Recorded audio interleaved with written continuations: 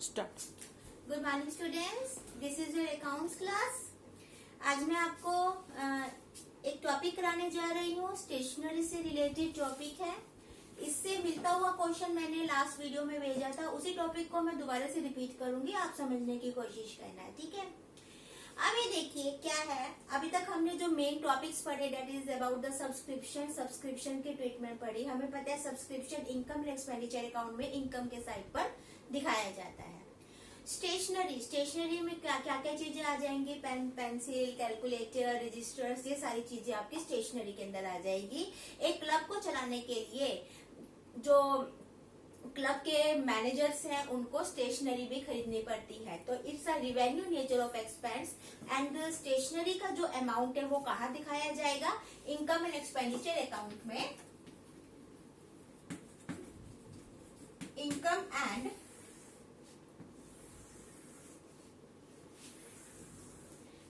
Expenditure account में expenses side पर stationery का अमाउंट दिखाया जाएगा टू स्टेशनरी। ठीक है जी। अब ये जो टॉपिक है इसमें आपको स्टेशनरी से रिलेटेड कुछ और बातें बता रखी है। स्टेशनरी से रिलेटेड कुछ और बातें बता रखी हैं और लॉजिक है हर बात पे। आप समझने की कोशिश करना, मैं आपको डिटेल में समझाऊंगी, इस क्वेश्चन को ध्यान से सुनना। आपकी बुक का क्वेश्चन इलिस्ट्रेशन नंबर 18 में आपको करवा रही हूँ। देखिए क्या है, आपको लास्ट लाइन पढ़ेंगे, payment to supplier for the sports material. अच्छा, इस क्वेश्चन में आपको स्टेशनरी नहीं दे रखा, बल्कि आपको क्या दे रखा है, स्पोर्ट्स मटेरियल।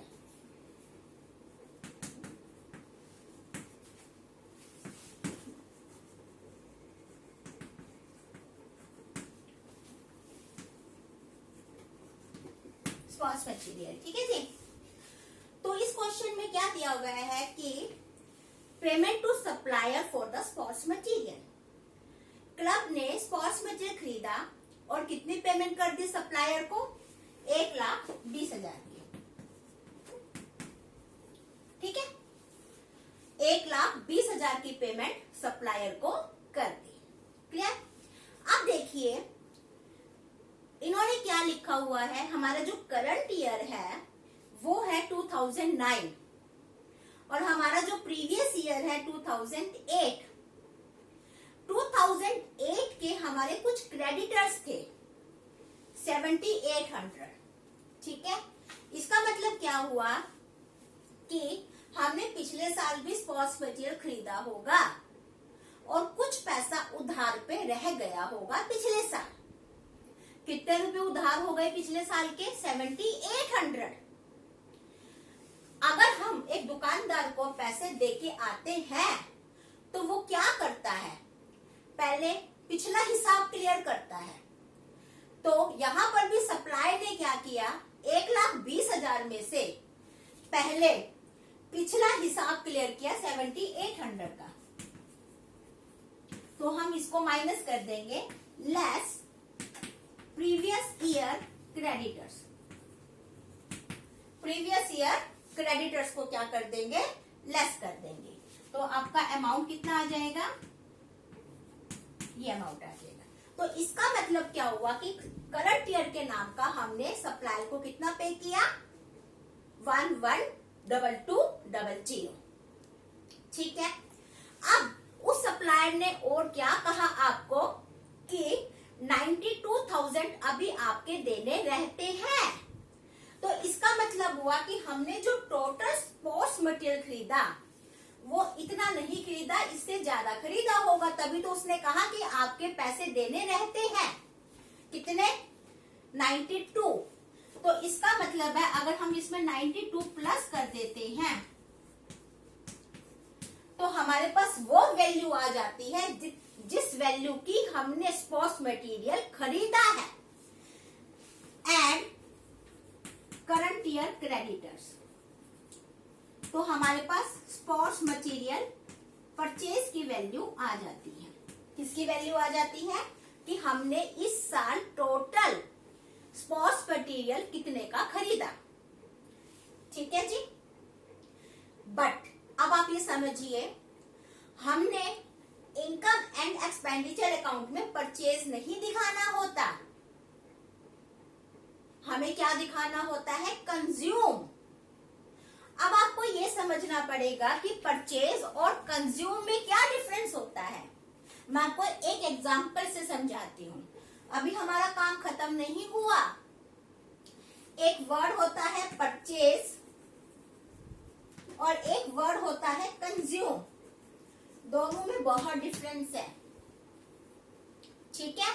हमें कौन सी वैल्यू चाहिए? कंज्यूम, ना कि परचेज, राइट। अब देखिए, आप मैं एक एग्जांपल से लेके समझाती हूँ। देखिए, मान लो साल के शुरू में आपने 15 रजिस्टर खरीदे, ठीक है, और साल के अंत में 3 रजिस्टर आपके बचे रह गए। आपकी परचेज क्या थी? 15, और कितना बच गया? 3 रजिस्टर बच गए। तो आपने कितने रजिस्टर इस्तेमाल करे होंगे इस साल में? 12। तो 12 आपकी कंजम्पशन है। परचेज आपकी 15 है और कंजम्पशन कितनी है? 12।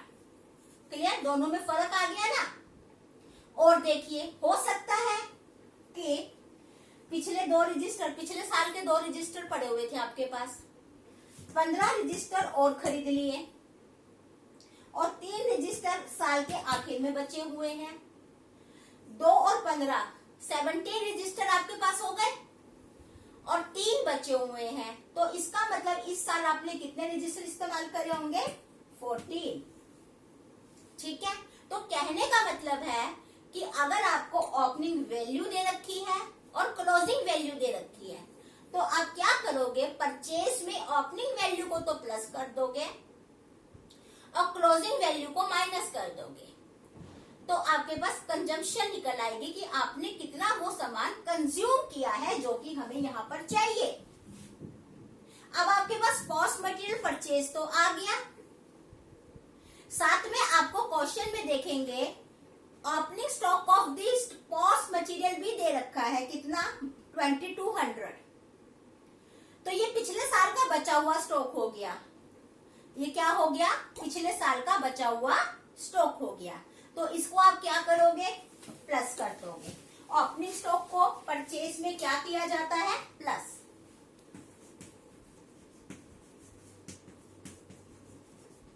ओपनिंग स्टॉक को परचेज में प्लस किया जाता है 2200 रुपए।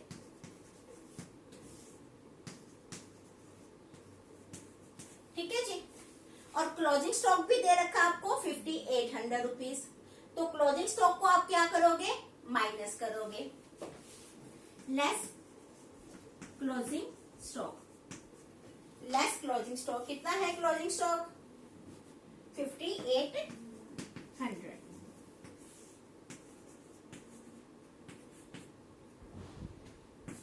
ये अमाउंट जो आया आपका, वो क्या आ गया? स्टेशनरी कंज्यूम, जिसको कि हम इनकम एंड एक्सपेंडिचर में यहां पर दिखा सकते हैं। क्लियर?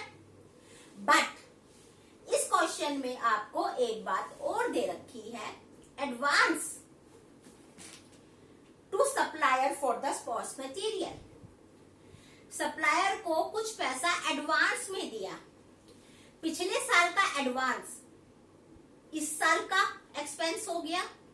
तो पिछले साल के एडवांस को हम क्या करते हैं? प्लस करते हैं। तो आप उस अमाउंट को इसमें प्लस कर देना। लास्ट ईयर का जो एडवांस है 15,000, वो इसमें प्लस हो जाएगा, ठीक है। और करंट ईयर का जो एडवांस है 25,000, इसी अमाउंट में माइनस हो जाएगा। उसके बाद जो नेट अमाउंट आएगा 107800, उसको आप बाहर की तरफ दिखाएंगे। This is the question. Clear? देखिए, प्रीवियस ईयर के क्रेडिटर को माइनस करेंगे, करंट ईयर के क्रेडिटर्स को प्लस करेंगे, ओपनिंग स्टॉक को प्लस करेंगे, क्लोजिंग स्टॉक को माइनस करेंगे।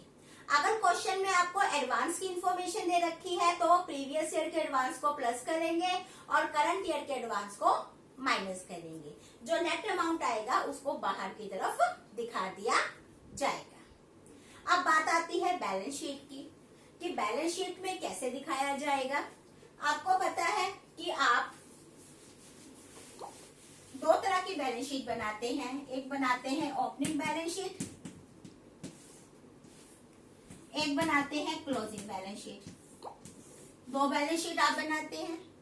ओपनिंग बैलेंस शीट का मतलब होता है लास्ट ईयर की बैलेंस शीट, और क्लोजिंग बैलेंस शीट का मतलब होता है करंट ईयर की बैलेंस शीट। अब आप देखिए, जो लास्ट ईयर के क्रेडिटर्स थे वो लायबिलिटी साइड पे चले जाएंगे, ठीक है। जो करंट ईयर के क्रेडिटर्स हैं वो इस साल की बैलेंस शीट में,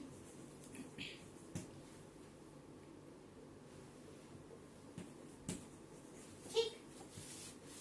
then opening stock, opening balance sheet में कितना अमाउंट आएगा, 2200। और जो क्लोजिंग स्टॉक है 5800 का,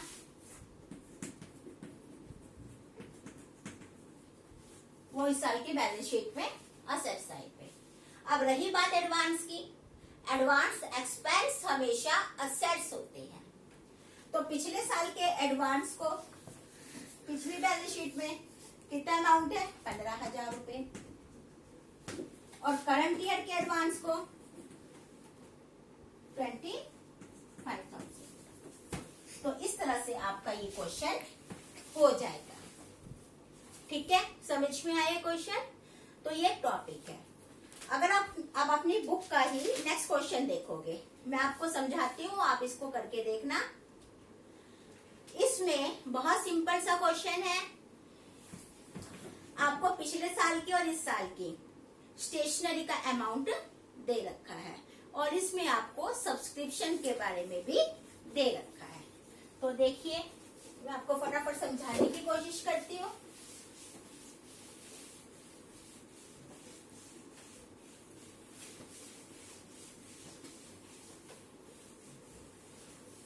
देखिए, एक इनकम एक्सपेंडिचर अकाउंट बनेगा। पहले हम स्टेशनरी की बात करेंगे। स्टेशनरी की पेमेंट कितनी हुई है, 5200 की, ठीक है। पिछले साल के क्रेडिटर्स हैं, उनको क्या कर दिया जाएगा, माइनस।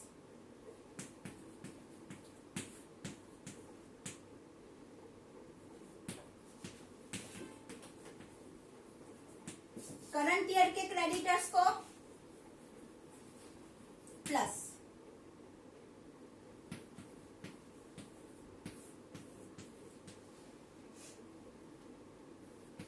ठीक है। ओपनिंग स्टॉक 1000 रुपए का है, उसको प्लस करेंगे, और जो क्लोजिंग स्टॉक है उसको माइनस करेंगे, 5200। तो बाहर की तरफ 5200 रुपीज दिखा दिए जाएंगे। अब इसी तरह से सब्सक्रिप्शन के बारे में बात करेंगे। कितनी सब्सक्रिप्शन मिली,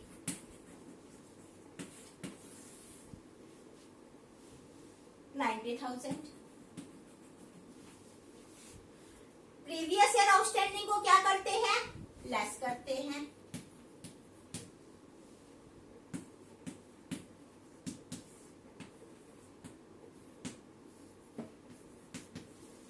करंट ईयर के आउटस्टैंडिंग को क्या करते हैं, प्लस करते हैं।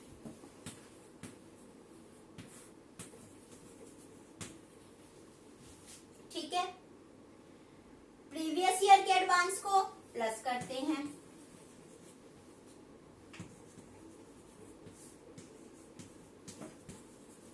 करंट ईयर के एडवांस को माइनस करते हैं, इसको माइनस कर देना। तो जो नेट अमाउंट आएगा उसको बाहर की तरफ दिखा देना।